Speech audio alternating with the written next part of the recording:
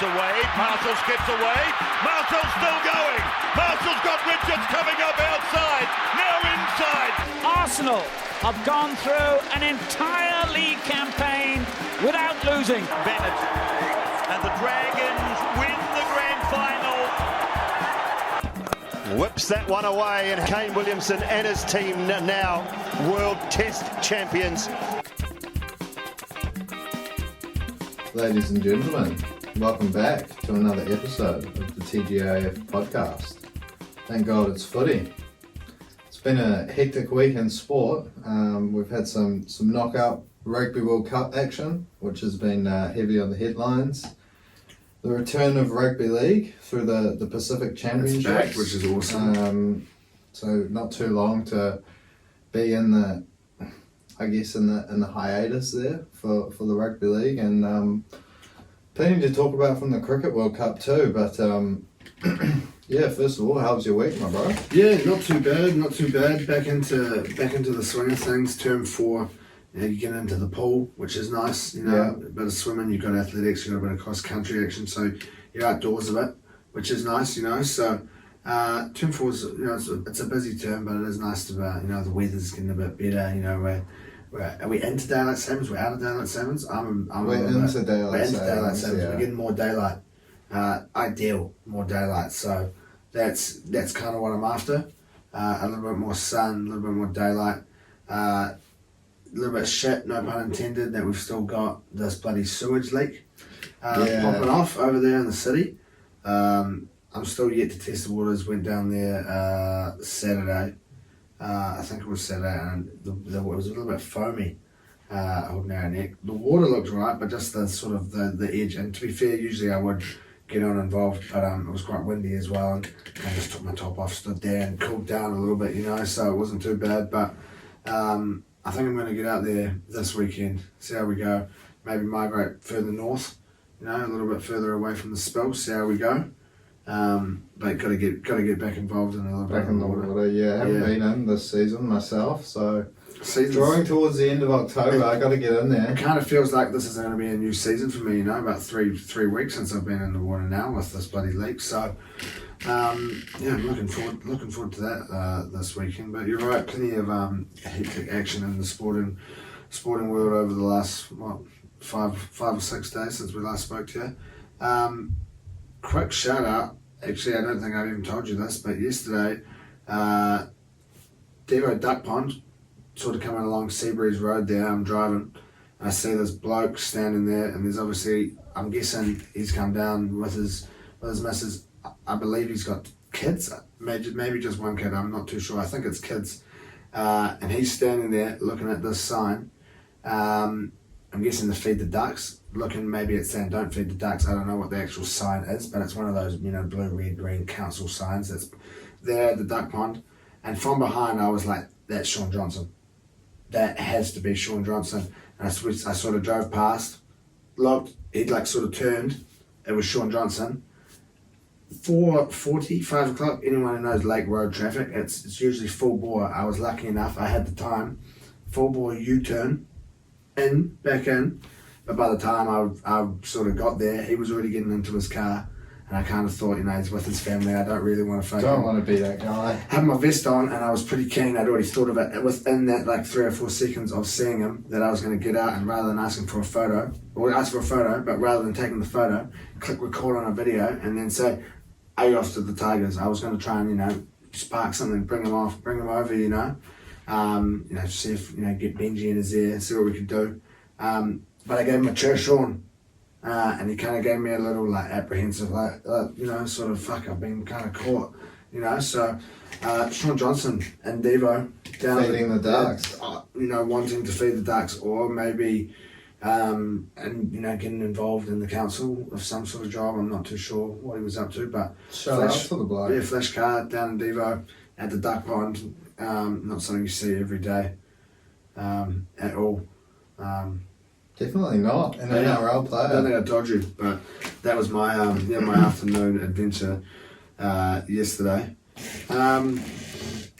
I guess we start, as we always do, with a little bit of the footy. Now, as I said before, the Rugby League is back, Pacific Championships. Aussie up against Samoa. Yeah. Bit of a dominant display, this one here in the end. Yeah, couple of games, 2 big wins. First of all, Australia up against Samoa, and PNG up against the Cookies, also picking up a big win. Yep. I forgot about that. You're right. What are they called? The Jillaroos getting up against the Kiwi Ferns as well, which was unlucky for the Ferns there. But yeah, look, the main event, I suppose, Aussie versus Samoa, was hyped up to be a really good game, and yeah, depending on which way you look at it, it was a pretty good game. Particularly from the Kangaroos there, they were pretty dominant, particularly up front. Yeah, they looked awesome. The pack. I mean, even without Cleary, they're looking like a hell of a side. You know, you look at their outside backs, they're all pretty bloody quick. Dylan Edwards finally getting his chance. Yeah, look. A little bit. I mean, I think it was awesome to see how well Aussie, played together as a team, but a little bit disappointing that Samoa didn't play maybe as well as some would have expected. Yeah, exactly. Probably would have picked it to be a closer game, just based off Samoa's World Cup form, but obviously missing a few key players there. Jerome Luai, notably, was one of the best players on the World Cup there. Definitely steers the side around. But look, they've got plenty of talent, that Samoan side, and Far Longer looks like a hell of a player. Yeah, awesome, mate. He was taking it to the Kangaroos there, even though he's only played half of a first grade game for Melbourne there. He looked really good. Another one off the production line of fullbacks down there at the Storm. Yeah, but I think you're definitely right. Definitely missed Luai. Not having him out there, that was definitely a big loss. But now, Aussie sort of too dominant, and then like you said, PNG up against the Cookies. I forgot about that game. PNG a big win there in the end, wasn't it?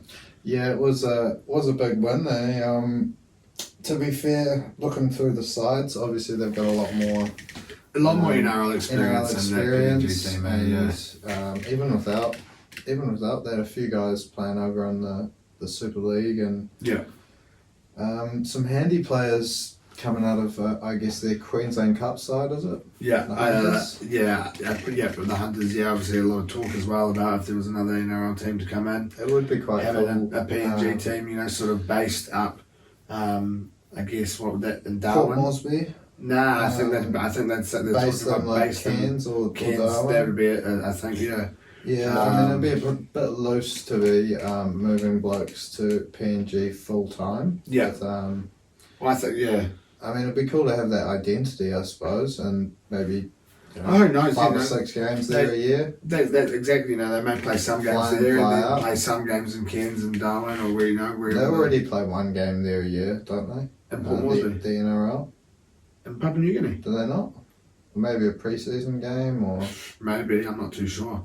I swear I've never been to a game in Papua New Guinea. That's for sure. I can tell you that. So, I believe on my keys, I think I've got a key ring that my dad had. I think that's the coin is from Papua New Guinea. Okay. Possibly. I know I've got a Papua New Guinean coin somewhere at home. I've got a few old coins that my dad had, so there'll be one in there somewhere, but can't say I've ever been to an NRL game in Papua New Guinea myself. Neither.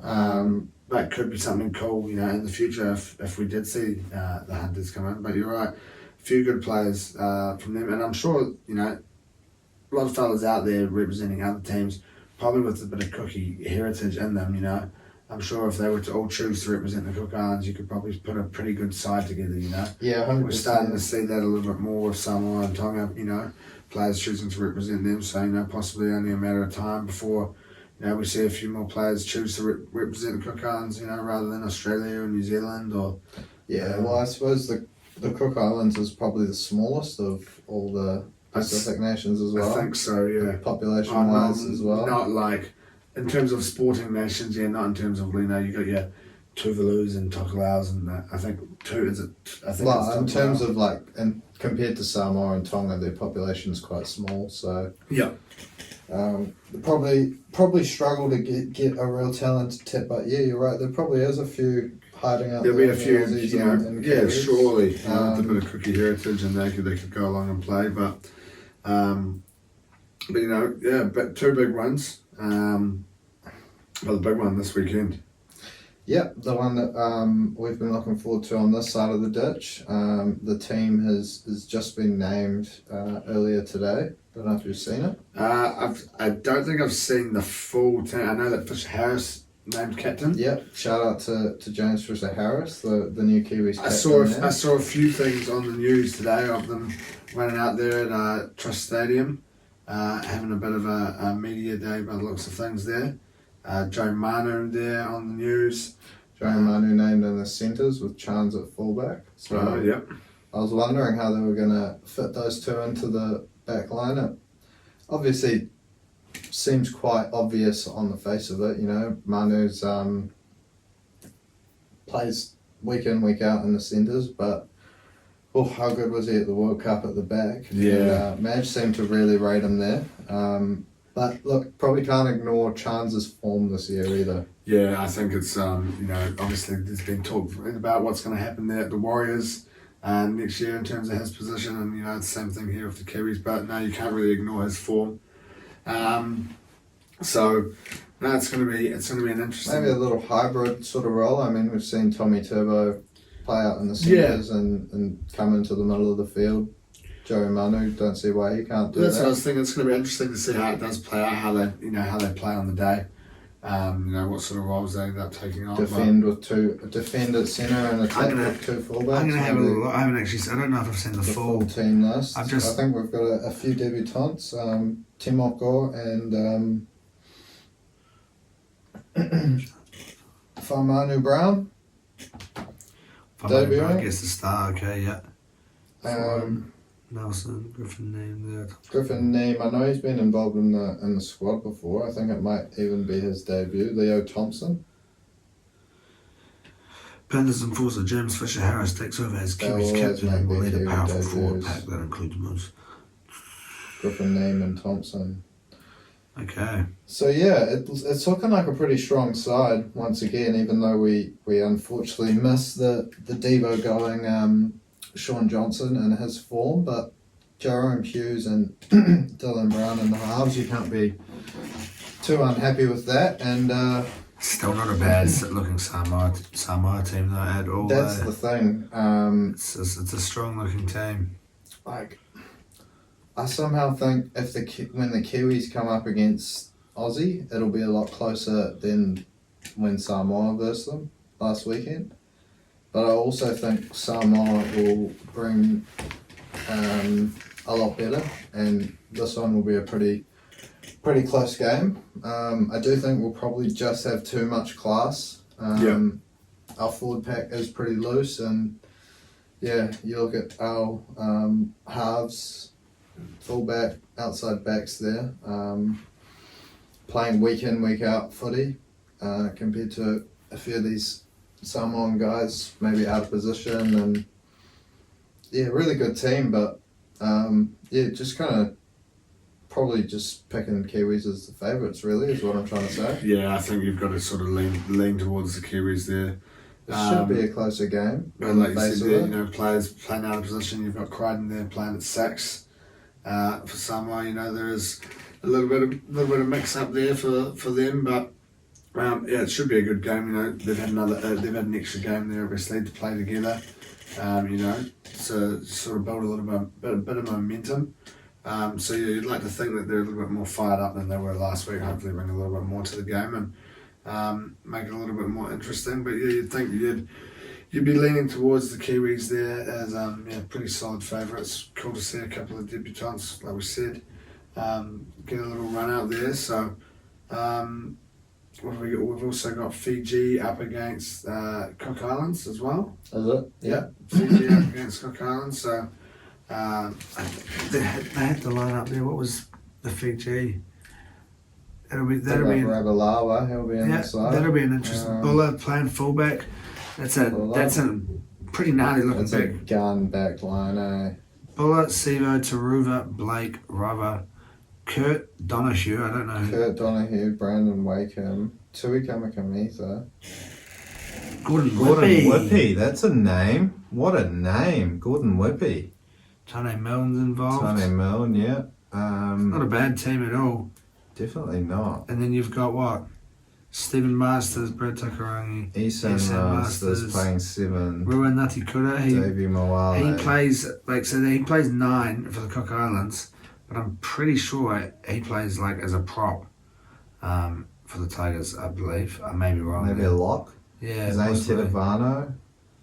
So they've got some first graders in there, the Cookies.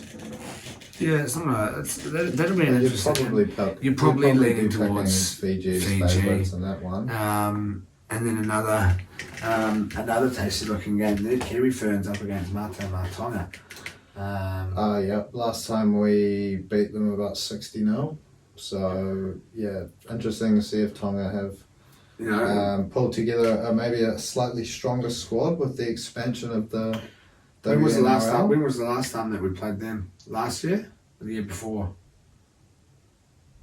Yeah, I think we played. We might not have played them at the World Cup. It was the year before that. Yeah. I do remember us smashing them at some stage. So yeah. So you're right with the expansion there of the NRL, whether or not they have a better team, but. Kiwis up against Tonga, it's a big match up there, You see, is it at Mount Smart, that one? That Kiwi Samoa? That game is, I believe. Yeah, so surely it's a double header. Eden Park, isn't it? It doesn't say there. Oh no, it tells you there. Eden Park. They're both Eden Park, are they? Eden Park. What about that Fiji game? Port Moresby. So they play there, brother. And then what have we got last I up? suppose it's not an NRL game, but... PNG Orchids up against Cook Islands. Moana. Okay. Good on them. So there you go. That's the places to be this Plenty weekend. of footy this weekend. Yep, places to be this weekend if you're off to watch some live footy. Eden Park and was it Santos Arena? I believe it said there. Port Moresby. Port Moresby. But that's, I guess, just sort of a little wrap up there of the Pacific Championships just kicking off. The Kiwis starting off this weekend up against Samoa.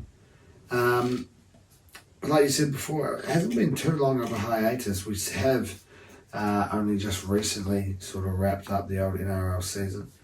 I suppose quickly before we jump into the NRL though, big news in terms of the Kiwis. Our coach, Madge, looking to be snapped up by New South Wales. Yeah. Of a dual role, he reckons. Yeah, good on him, eh? I reckon it's sweet. Like, it's a bit like playing manageable. FIFA, Footy Manager, running the international club and the international. Yeah, nothing wrong with that. Look, I mean, never seems to cause too many problems there in the game. He's saying as well, if I have both jobs, New Zealand is my number one priority. So yep. No, good on him. Don't know how well that will go down with the New South Wales board, but if they're keen to get him on board, then surely it won't impact the Kiwis too much. But as you said, a little bit of NRL news. Well, not news as such. Back into our season reviews. A couple more reports. A couple more report cards. Yeah, little report cards. We're slowly making our way through the table, through the bottom 8. But still looking to crack into a couple of teams here with disappointing. Well, one team with a disappointing season. And depending on how you look at it, could be disappointing for the other team.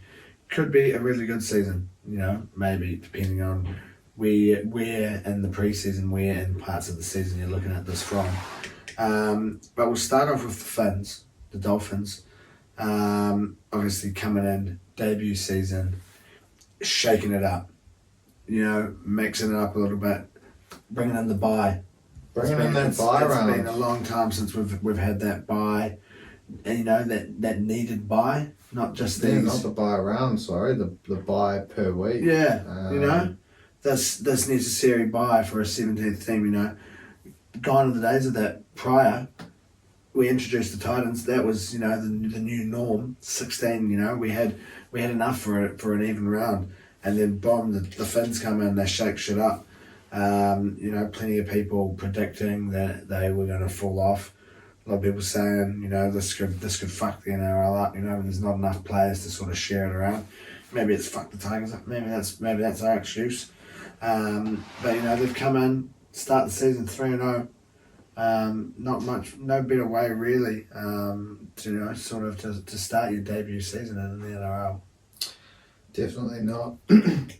3-0, they came in very, very hot. Not, like you said, not too many people probably would have been picking them to do too well. But when you've got the master Wayne Bennett at the helm, you've probably got a fair chance at giving it a decent crack. And that's exactly what they did to start the season. Went into that top of the table clash against the Broncos in week 4 there. Then I suppose throughout the middle and the back end of the season, things got a little bit disappointing for them, but overall it was a hell of a crack for their first year, and a few players emerging, I suppose, from sort of no one really knowing them to accumulated being a household pretty names. tasty looking squad there in the end. Yeah, a lot of people the saying Dolphins. it was looking a bit thin. They didn't have a superstar in their ranks, but they certainly found one this year in Hammer. Yeah, awesome acquisition there, the Hammer. You know, sort of was able to come in and sort of, you know, take on quite a big role in terms of the team there.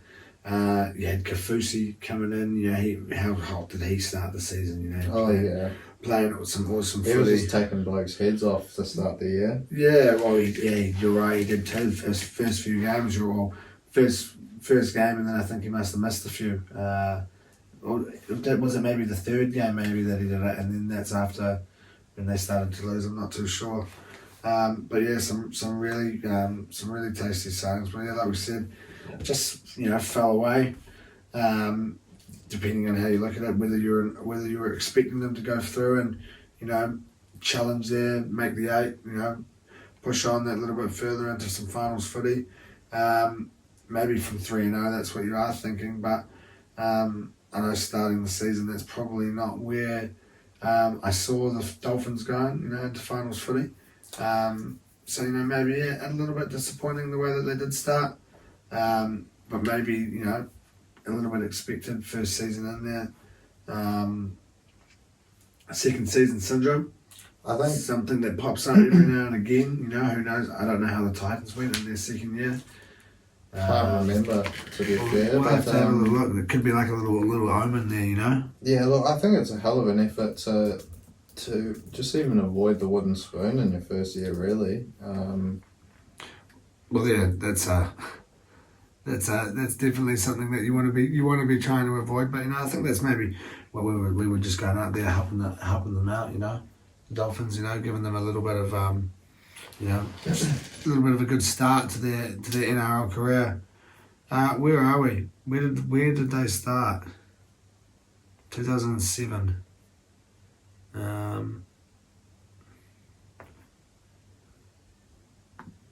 2008 NRL season, 13th in their debut season.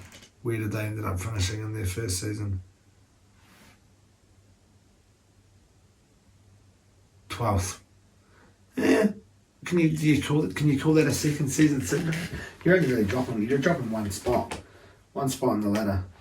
What did they go 13th to 12th? 12th to 13th. 12th to 13th. Yeah. So, I mean, that's pretty consistent. yeah. The Dolphins, I don't know if I it's suppose maybe a internally trend. they'll be hoping for a bit better, but yeah, look, if they can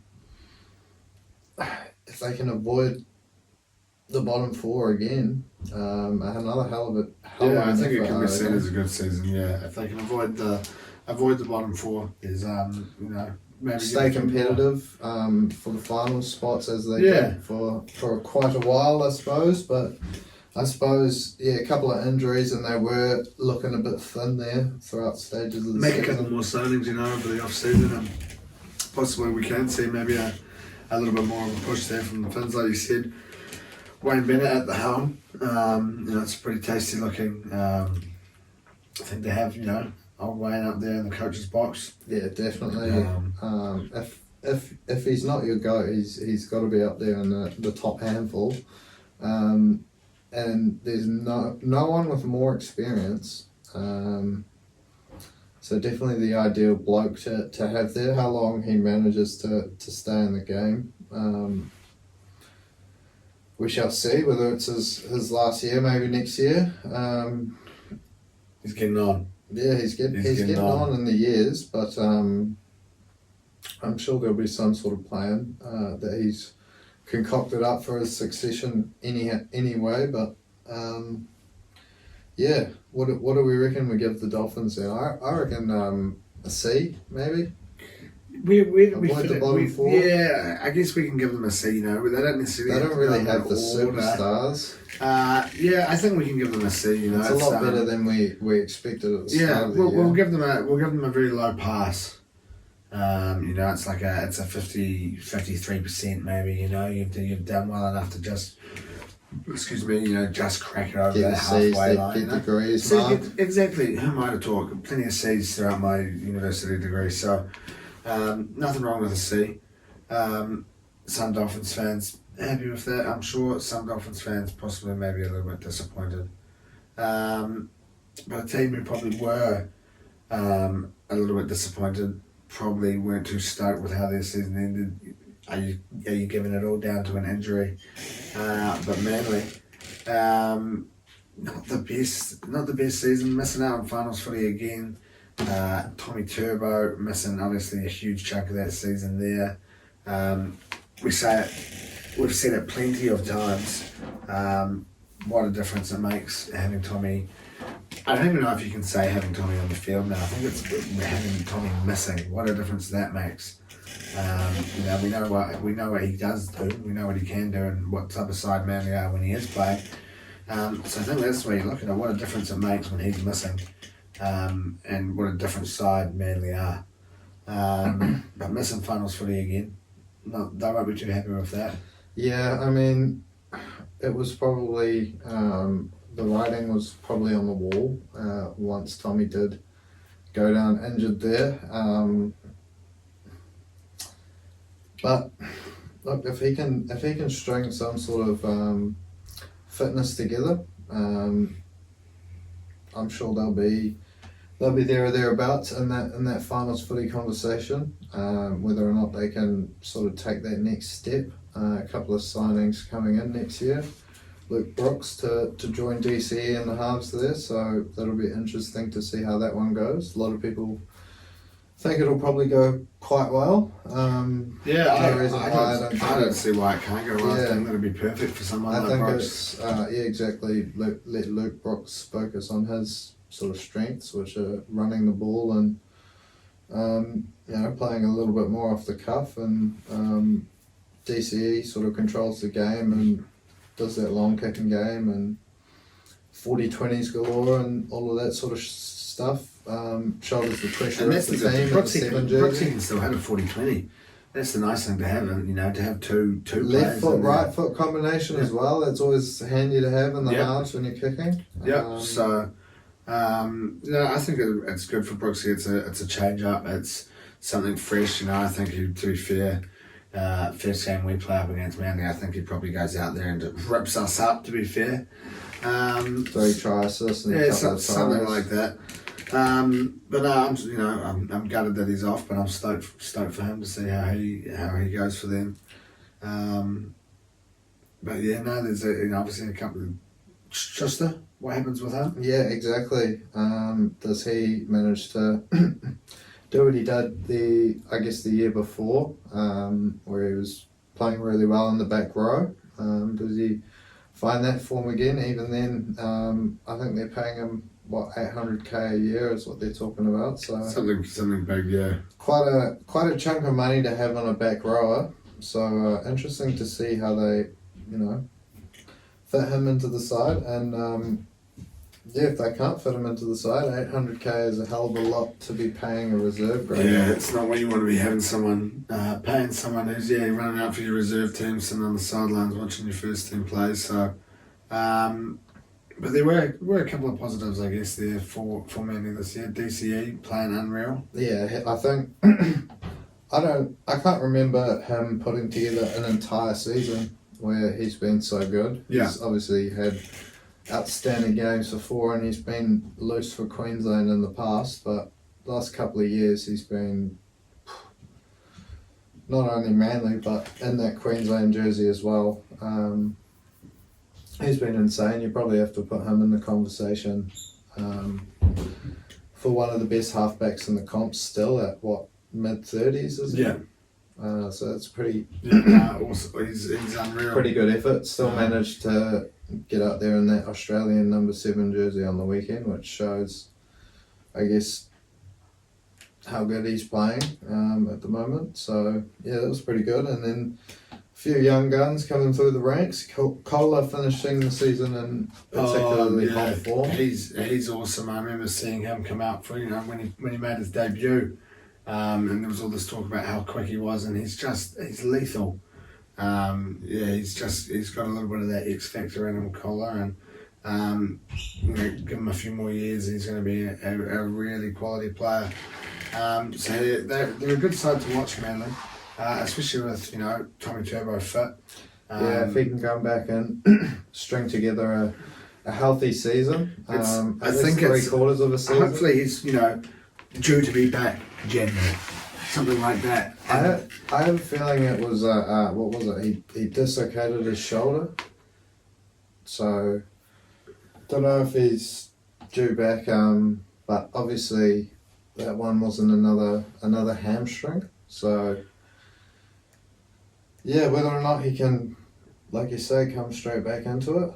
Are you looking that up right now? Yeah, I'm having a look. Yeah.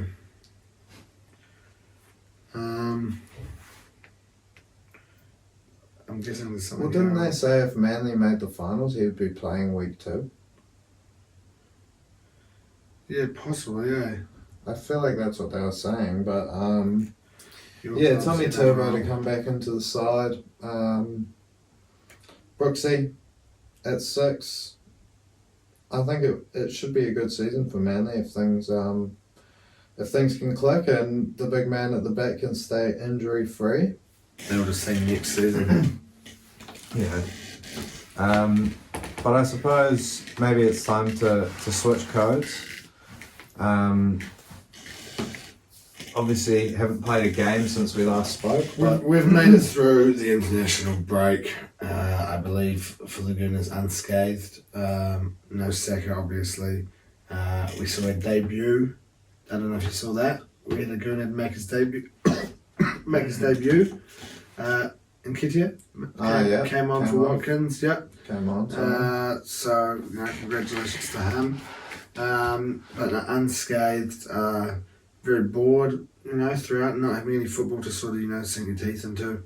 But no, we're back this weekend. What are we? Sunday morning?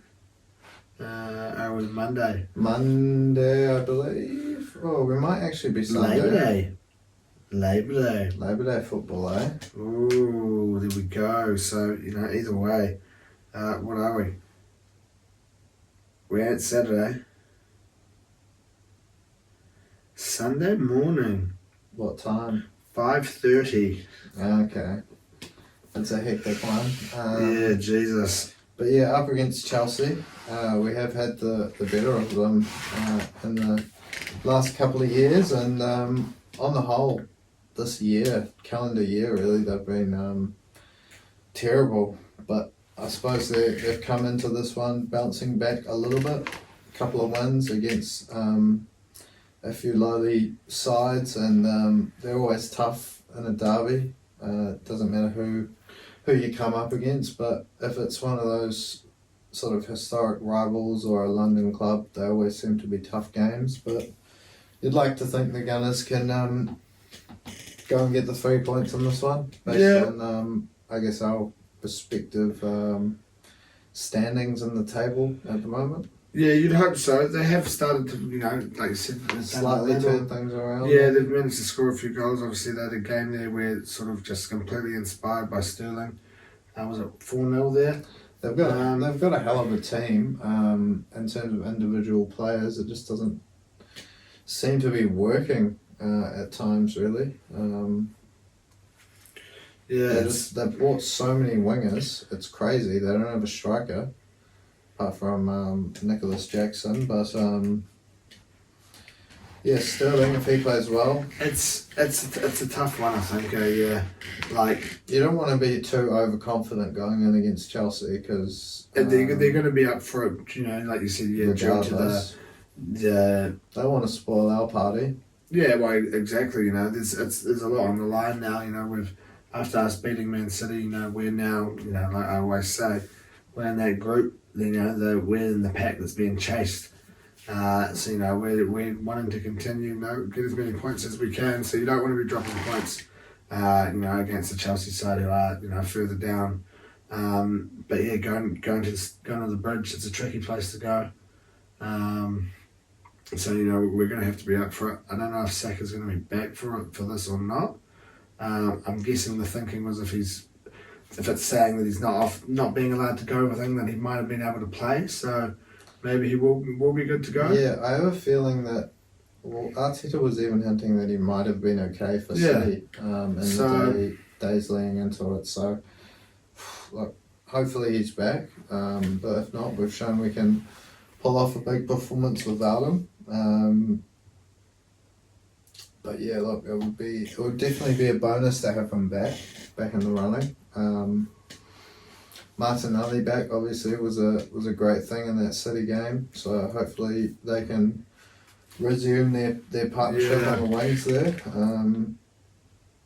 But yeah, I suppose that's probably about it. It hasn't really been too much. It's a bit unfortunate Arsenal camp, really. For Odegaard. There's now no way for him to qualify. Him and Haaland. No way to qualify. You've got the captain of the second place team in the Premier League and the craziest robot to come into football in the last 10 or 15 years. Unable to qualify for the Euros, I think, unless that's through the Nations League, I believe. There seems to be some very weird ways that you can qualify. Ireland have to lose their next game, and they have a chance. If they win, they have no chance. Did you read it? Yeah, it's stupid. It's really weird. It's so through the Nations League again. The highest ranked teams that don't qualify through the Nations League. So if they let the Dutch qualify, then Ireland go in as one of those Nations League teams. Highest ranked nations because they're ranked higher than Greece, but they're performing worse than them in the group. So, it's a real weird one. It's an unusual one there.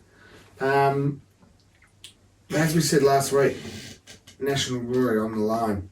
We're down to the nitty gritty of it in terms of the rugby. Now, I have to admit, hand on my heart, I'm yet to watch an All Blacks game of this World Cup. I'm actually yet to watch any of the games. I have watched little highlights packages. The All Blacks game and the France South Africa game, pretty unreal.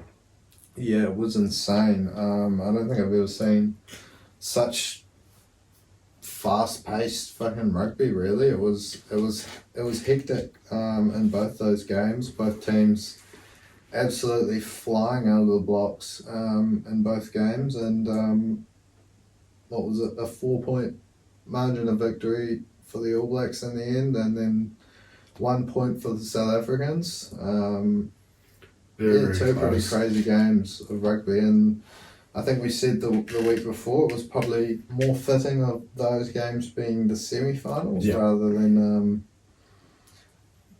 quarterfinals there, but I suppose that's the way the draw works. That's what happens when you have, when you have a buzzy system, and it's based off how they go in the last World Cup, which was 4 years ago, and they pull the world rankings 2 years before the World Cup and stuff like that. So yeah, it's a weird one. But no, yeah, you're right. Could have been the two semis rather than the finals, but the quarterfinals. Sorry. I got the draw all wrong. I was saying Last week. Yeah. I realised that I as well. realised that like once I was Completely like, wrong. How are we playing Argentina in the semi? And I thought we would be playing South Because Africa. we were talking about Argentina playing the winner of South Africa or of England, Fiji. Yeah, because that's how it was looking in the bracket. But Yeah. obviously, I didn't think like you don't play the same person from your pool unless you meet them in the final. So that would have been France. But obviously, yeah. Look,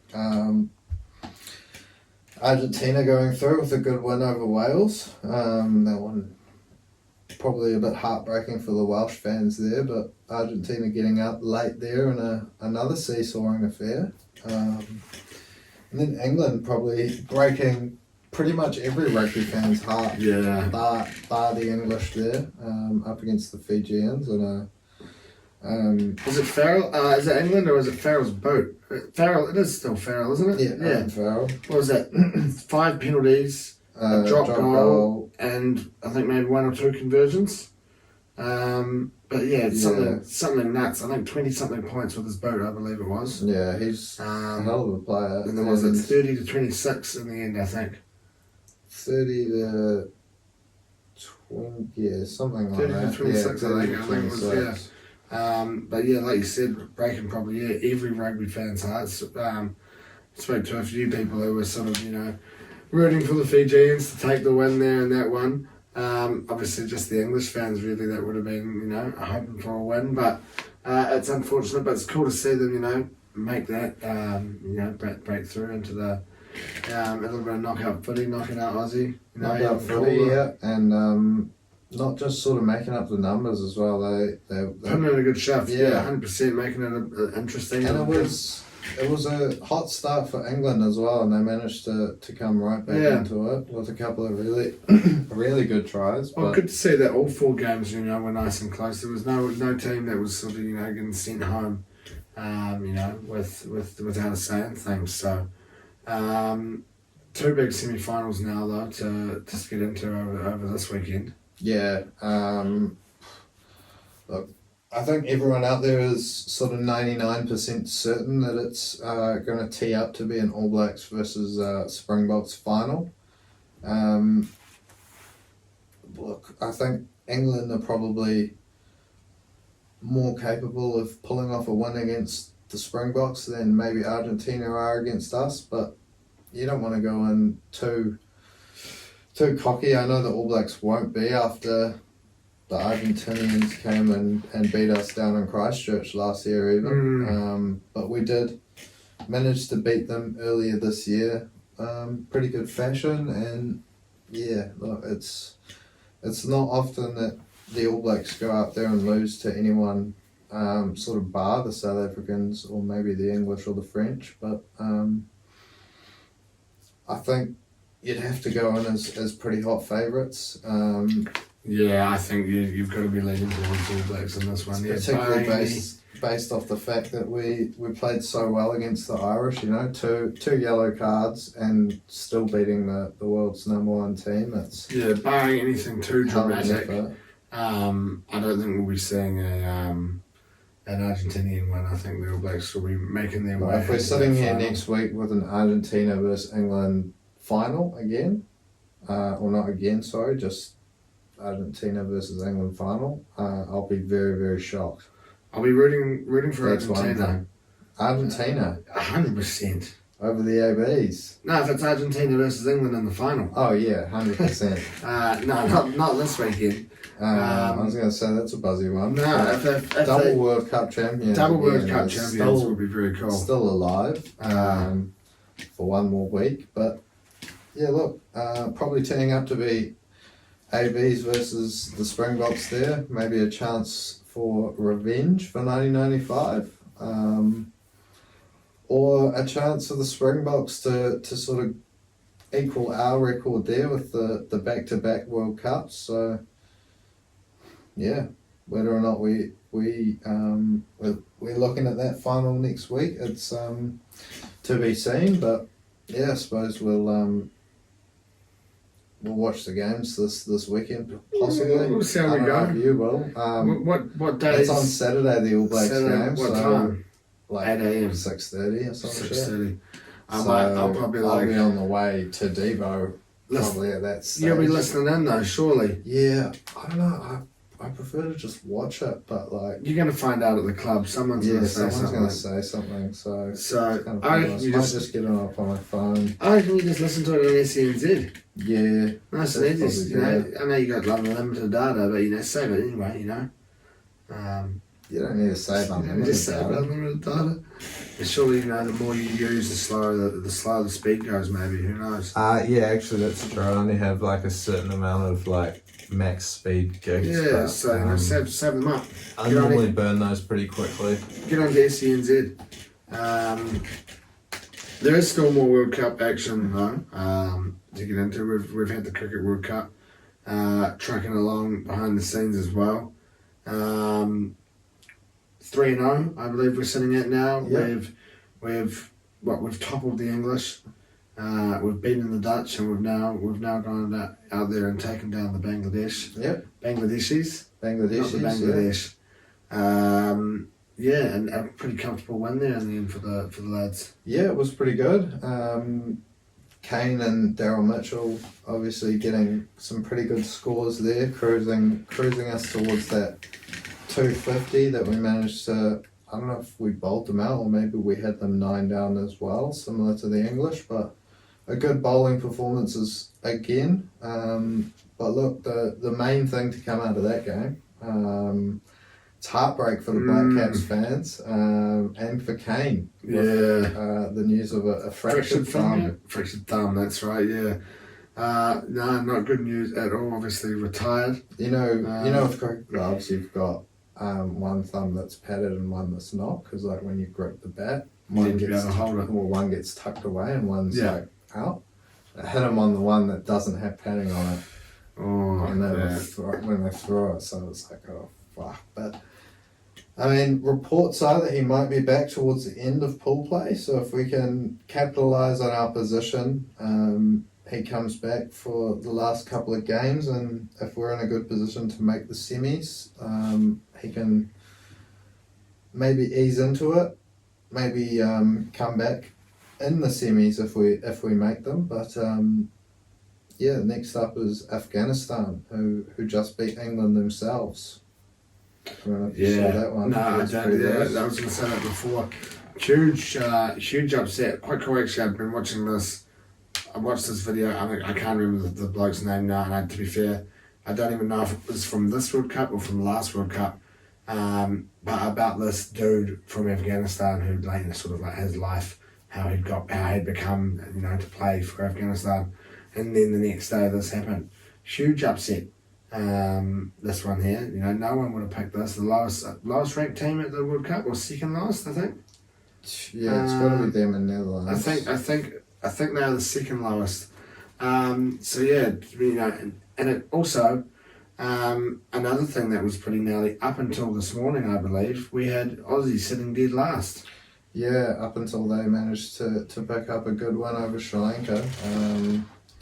But yeah, Aussie got pumped in their first 2 games by India and South Africa. Yeah, sitting there below the Netherlands they were. But I think India and South Africa, to be fair to them, they'll finish first and second, judging by the way they're playing cricket. Unless the Black Caps maybe are as serious as we may think. But look, a good chance after that Afghanistan game to kind of see how good our chances really are going up against India following Afghanistan. So you'd probably like to hope that we don't have an England in us, a loss to those Afghanistanians. But you'd hope not. Afghans, I believe. Afghans, I think is the correct term.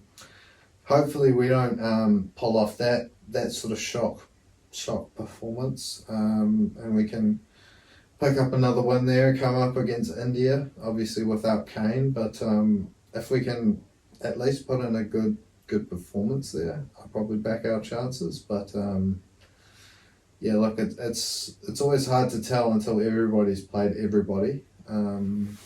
Well, yeah, you've got what, nine games to play in total. We've still got to play India. We've still got to play South Africa. Still got to play Aussie. Sri Lanka. But yeah, look, I don't know if Sri Lanka will be Up to much. look, I just don't know if they're really consistent enough. No more Malinga. No more Malinga. Nah, he's a bit washed up. Muralitharan? No, Not involved. Nah, they've got barely anyone that you'll probably know. Jayasuriya? No way. Ah. They're all too old. But yeah, look, they're being coaching roles now, surely. Yeah, it's good signs for the Black Caps. You'd rather be, like you said, out there in front being chased than being part of the pack that's doing the chasing. The Aussies and the Englands of this world. But yeah, look, that's probably it in terms of the Cricket World Cup. Not too much else to report on there apart from the solemn news for the Black Caps. Hopefully we can come back to you next week having picked up a couple more wins. Yeah, that'd be ideal. Even just one more and a close loss to India, I'll probably take. Yeah, as long as we don't go out there and get pumped. I'd take a close loss and another win, and hopefully I'd take a close loss to Afghanistan if it meant we beat India. Yeah, I'd take a thumping from Afghanistan. I'd happily do that, and then hopefully maybe a few other teams maybe and also then take some losses. get into the semis. Yeah, it would be awesome to see. But and hopefully some positive news in terms of that injury as well next time we speak to you. Now, in terms of the world of darts, huge weekend, I guess, when you look at it now. I believe it was the last sort of leg there of the European Tour there in Germany, and huge crowds obviously there in Germany. They're a little bit nuts. They love a beer, they love a bit of a party. The songs are playing. They're all apparently the beer's strong there as well. Really? Apparently it's like 8%, 10%. Well, they tend to drink it in bloody glasses like that, babe. Quite often. So, surely they're all. My German boss said the Aussies and Kiwis were always like face down in the gutter at Oktoberfest. Yeah. Really, because like the beers were that big. And they were also like 8 or 10%, so they'd just be necking them. Yeah, and it's Kiwis drinking with their it's like drinking like twice as many beers. Jesus. You won't catch me out there drinking any. But anyway, back to the darts. Yeah, drinking any Oktoberfest beers. But no, they do. They love a party, and they love getting behind any German darts players now. You think of the likes of Gabriel Clemens, Max Schindler, two of the big names in German darts. But Ricardo Petresco, if you're a fan of Pokemon, his nickname is Pikachu. His name, like the font style, is in like Pokemon style writing. Very, very cool. Cool dude, young fella. Managed to make his way into the final. First German to make a final of the European Tour since Max Hopp in I don't know when it was, sometime 10, 12 years ago, something like that. And goes out, plays Peter Wright in the final, and hits 8 from 8 checkouts. Didn't miss a dart at the double the whole match. 8-4, I believe the final score was. Super cool to see. Pure emotion when he managed to hit that last double, fell to the floor. First, I think the first ever German to win a European Tour title. I don't know if Max Hopp won his final. I think he might have lost. But yeah, huge for him. Also a little bit of darts closer to home. There was a little stage event down in Southland. They had a little Southland ILT Darts Masters, and you had a couple of lads from Burko go down. Jamie and Harrison made the trip down. I believe Ben Robb took the win there in the end. I'm aware, actually, where they're off to this weekend in the world of darts. I'll just have a quick little look. I'm thinking there may even be a break. Bit of a shame actually as well. I went to put a bet on the darts the other day, and it wouldn't allow me to deposit any money. It was saying there was an error doing something. Check my card, but I was checking my card. There was no dramas. So I'm not too sure what was going on. Buzzing. Let me just have a little look here. Possibly not. We've got a few Players' Championships over the next few days, I guess. What is it? The 19th? Yeah, a few Players' Championships over the weekend, and I think that must be about it. So there must be a break until next week. I guess that's probably us. Probably about it from us until we get into a little bit more action. If you've made it this far, as always, thank you for listening, watching, tuning in, however you may do. Remember to give us a like, a 5-star comment. We're still waiting on one of these bloody voice messages. Yeah. Collins, I'm guessing you're not listening right to the end of these things because we're fucking hoping you're sending us one through, brother. We want someone do it. Someone just listen all the way through. Let it play through on your headphones. Maybe don't watch us on YouTube, if you don't want to be sitting there indulging, visually like that. But send us one through. Enjoy your week ahead. Enjoy whatever sport you're getting yourself involved with over the weekend. If you're out there watching the rugby, go the ABs. If you're having a punt, do so responsibly, and hopefully we'll see you here next week. Sounds good for me. We'll see you then. Marshall skips away. Marshall's still going. Marshall's got Richards coming up outside. Now inside. Arsenal have gone through an entire league campaign without losing. Bennett and the Dragons win the grand final. Whips that one away, and Kane Williamson and his team now World Test champions.